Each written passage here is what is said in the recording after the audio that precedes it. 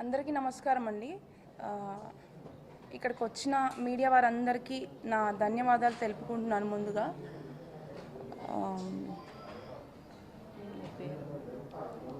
ఇప్పుడు ఇన్ని డేస్ నుంచి సపోర్ట్ చేసిన నా మీడియా వారందరికీ ఫస్ట్ ప్రతి ఒక్కరికి పేరు పేరుగా నేను థ్యాంక్స్ చెప్పుకుంటున్నానండి. ఎందుకంటే ఒక ఆడపిల్లకి అన్యాయం జరిగినందుకు మీరందరూ కూడా ఇన్ని రోజుల నుంచి నాకు సపోర్ట్ చేసి నాకు స్టాండ్ తీసుకొని నా గురించి అన్యాయాన్ని మీరు మీ ద్వారా ప్రజలందరికీ తెలియజేసినందుకు నాకు ఫస్ట్ మీ అందరికీ కృతజ్ఞతలు తెలుపుకుంటున్నాను. అయితే ఇప్పుడు నేనేమీ పెద్ద ఇట్లా ప్రొఫెషనల్ ఏం కాదండి. ఒక ఆడపిల్లకి, మీ ఇంటి ఆడపిల్లకి అన్యాయం జరిగితే ఎట్లా అయితే ఎక్స్ప్రెస్ చేస్తుందో అదేవిధంగా నాకు జరిగిన అన్యాయాన్ని ఖచ్చితంగా మీ ముందుకి జరిగిన అన్యాయాన్ని, జరిగిన వాస్తవాల్ని మీ అందరి ముందు మీ ద్వారా తెలియజేయాలని ఇవాళ ఇక్కడికి రావడం జరిగింది. అయితే ఇక్కడికి వస్తున్నందుకు ఇలాంటి రోజు ఒకటి నాకు వస్తుంది అని కూడా నేను అనుకోలేదు. ఇక్కడ రావడము, ఇలా అన్యాయం జరిగి ఇట్లా అందరి ముందు మాట్లాడడం కూడా ఒక ఆడపిల్లగా చాలా ఫస్ట్ బాధాకరంగా ఉంది నాకు. బట్ నేను ఇప్పుడు జరిగిన నాకు బాధలు,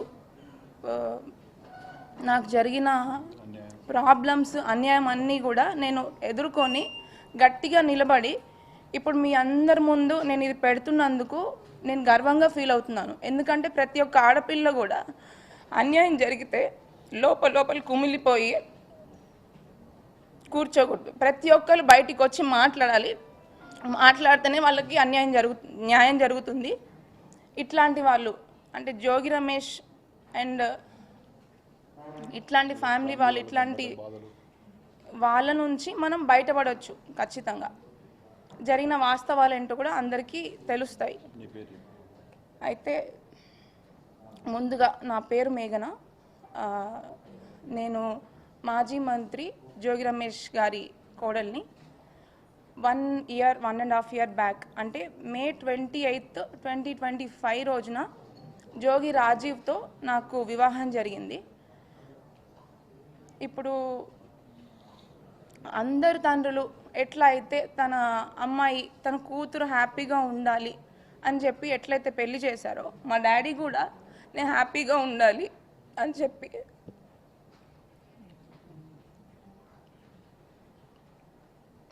ఎంతో కష్టపడి తన స్తోమతకి మించి కూడా నేను హ్యాపీగా ఉంటాను ఆ ఇంటికి వెళ్తే అని చెప్పేసి జోగి రమేష్ గారి మీద నమ్మకంతో ఆ ఇంటికి నన్ను అప్పచెప్పాడు. కానీ ప్రతి ఆడపిల్లలాగానే నేను కూడా ఎన్నో ఆశలతో హ్యాపీగా ఉంటాను, ఒక కొత్త జీవితం ప్రారంభిస్తున్నాను అని చెప్పేసి ఎన్నో ఆశలతో నేను కూడా అడుగుపెట్టాను. కానీ అడుగుపెట్టిన కొన్ని రోజులకే చాలా ప్రాబ్లమ్స్ ఫేస్ చేయాల్సి వచ్చింది. కానీ ఫస్ట్ నేను చెప్పదలుచుకున్న విషయం ఏంటంటే, ఎవరైనా పెళ్ళి ఎందుకు చేస్తారండి? హ్యాపీగా ఉండాలి వాళ్ళ అమ్మాయి అబ్బాయి అని చెప్పి పెళ్లి చేస్తారు.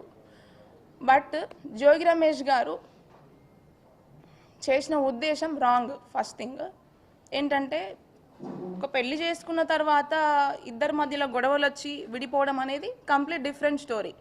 బట్ నా పెళ్ళి అట్లా జరగలేదు. ఖచ్చితంగా ఈ పెళ్ళి ఉండదు,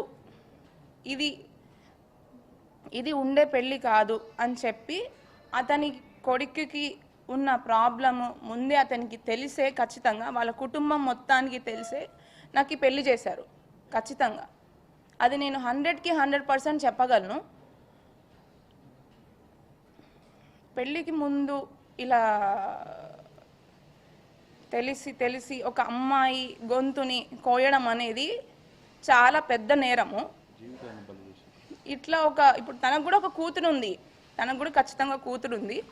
తన కూతురు కూడా ఇట్లా జరిగితే ఏం చేస్తారు? ఇప్పుడు ప్రజలందరికీ సహాయం చేసే ఒక వ్యక్తి, పబ్లిక్ పర్సన్, అతను పబ్లిక్ నాయకుడు. మరి తన ఇంట్లో ఆడపిల్లకి అన్యాయం చేశాడు తనే. మరి ఏం చేద్దాం అనుకున్నాడు ఆయన? ఏ ఉద్దేశంతో పెళ్లి చేశాడు? అండ్ నిన్న జోగి రమేష్ గారు జరిగిన ప్రెస్ మీట్లో ఒక విషయం చెప్పాడనమాట. మా ఇద్దరి మధ్యలో మనస్పర్ధలు, గొడవలు రావడం వల్ల డిస్టర్బెన్సెస్ వచ్చి వాళ్ళు ఏదో విడిపోతున్నారు, బట్ ఇప్పుడు కూడా కలిసి ఉండాలని అనుకుంటున్నాను అంటున్నాడు. అసలు మా ఇద్దరి మధ్యలో ఏం గొడవలు వచ్చాయి? అసలు ప్రాబ్లం ఏంటి? నేను చేసిన తప్పేంటి? అసలు విషయాలని పక్కన పెట్టి పక్కదారి పట్టించడానికి ప్రయత్నించాడు అనమాట. అది క్లియర్గా మీ అందరికీ అర్థమవుతుంది ఖచ్చితంగా.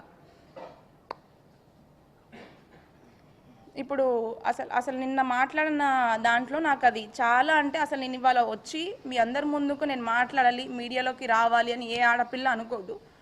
బట్ నేను రావాల్సి వచ్చింది. ఎందుకంటే నిన్న జోగి రమేష్ గారు చేసిన కొన్ని వ్యాఖ్యల వల్ల నాకు చాలా, అంటే చాలా బాధ కలిగింది. ఎందుకంటే అతను చేసిన అన్యాయము, వాళ్ళ ఇంట్లో నేను ఎదుర్కొన్న సమస్యలను పక్కన పెట్టి ఆయన సింపతికి ఏం చేద్దాం అనుకున్నారా, లేకపోతే ఇది రాజకీయ కోణంలోకి తీసుకొని వెళ్దాం అనుకుంటున్నారా అనేది నాకు అర్థం కావట్లేదు. బట్ ఉన్న వాస్తవాలేంటో, ఉన్న విషయాలేంటో మీ అందరికీ నేను ముందుగానే ఎఫ్ఐఆర్లో క్లియర్గా పొందుపరిచాను. అవి 100కి 100% వాస్తవాలు. అండ్ దానికి సంబంధించిన ఎవిడెన్స్లు కూడా నేను ప్రతి ఒక్కటి కోర్టు వారికి ప్లస్ పోలీస్ స్టేషన్లో నేను సమర్పించాను. తొందరలోనే ఆ విషయాలకు సంబంధించిన నిజాలు కూడా మీకు తెలుస్తాయి, బయటపడతాయి. బట్ ఏ కాన్ఫిడెన్స్తో నేను ఇచ్చానంటే, ఎప్పటికైనా న్యాయము ధర్మము అనేది కొంచెం లేట్ అయినా కూడా ఖచ్చితంగా గెలుస్తుంది అని గట్టి నాకు నమ్మకం ఉంది. అదే నమ్మకంతో నేను ముందుకెళ్ళాను. నేను ఇంకా కూడా ఎదుర్కొని ఖచ్చితంగా జయించిన తర్వాతనే నేను ఈ ఈ ఈ పోరాటాన్ని, ఈ న్యాయ పోరాటాన్ని ఆపుతాను, నాకు న్యాయం జరిగేంత వరకు. అయితే ఎవరైనా ఏం చేస్తారండి, నార్మల్గా పెళ్ళయి ఎన్నో ఆశలతో అడుగుపెట్టాను. ఫస్ట్ తగిలిన షాక్ ఏంటి అంటే, అబ్బాయికి రాజీవ్కి అసలు ఉన్న ప్రాబ్లం ఏంటి, మాకైన గొడవలు ఏంటి, ఆ విషయాలన్నిటినీ కూడా వాళ్ళకి తెలుసు. అయినా కూడా నేను వాళ్ళ ముందుగా మా మమ్మీ డాడీ కంటే ముందుగా వాళ్ళే మా మమ్మీ డాడీ అనుకొని, వాళ్ళే నా తల్లి తండ్రి అనుకొని వాళ్ళకే చెప్పుకున్నాను నా కష్టాలన్నీ కూడా. ఇట్లా జరుగుతుంది, ఇలా జరుగుతుంది, ఇట్లా నాతో సరిగ్గా ఉండట్లేదు అని చెప్పి. కానీ మమ్మల్ని ఇద్దరిని పక్కన కూర్చోబెట్టి ప్రాబ్లం ఏంటి అని అడగాల్సింది పోయి, మా అత్తగారు శకుంతల నాకు అదనపు కట్నం కోసము నన్ను అన్ని విధాలుగా ఇబ్బంది పెట్టారు, వాళ్ళ ఫ్యామిలీ అంతా కూడా. మీరు ఖచ్చితంగా అది మొన్న బయటికి వచ్చిన ఆడియోలు, వీడియోల ద్వారా చూసే ఉంటారు నన్ను ఏ రకంగా ఇబ్బంది పెట్టారని.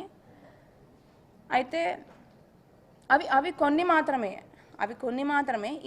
ఇంకా కూడా నేను చేసిన ఒక్క విషయం ఏంటంటే, నాకు జరిగిన అన్యాయము, నేను ఎదుర్కొన్న ఇబ్బందులు ఖచ్చితంగా అతను పొలిటికల్ బ్యాక్గ్రౌండ్ అండి. మాది అసలు పొలిటికల్ బ్యాక్గ్రౌండ్ కాదు, మాది కంప్లీట్గా బిజినెస్ బ్యాక్గ్రౌండ్. మాకు పొలిటికల్కి బిజినెస్కి అసలు సంబంధం లేదు. సో నేను అదేవిధంగా మా అత్తమ్మ మామయ్యకి నాకున్న ప్రాబ్లమ్స్ని చెప్తే అది పక్కన పెట్టి, మీరు విన్నట్టు మొన్న ఆడియోలో ఇన్నోవా పెళ్ళైన కొత్తలోనే అండి, మాది May 28, 2025కి పెళ్ళైతే నెక్స్ట్ ఒక 1 monthలోనే ఆషాఢం రావడం జరిగింది. అయితే వెళ్ళే ముందే 1 weekలోనే నాకు ఫస్ట్ షాక్ రాజీవ్తో తగిలింది. దాని తర్వాత ఇప్పుడు అది వెళ్ళి వాళ్ళకి చెప్పితే, అదనపు కట్నము డబ్బులు తీసుకొని వస్తే నువ్వు హ్యాపీగా ఉంటావు, అతను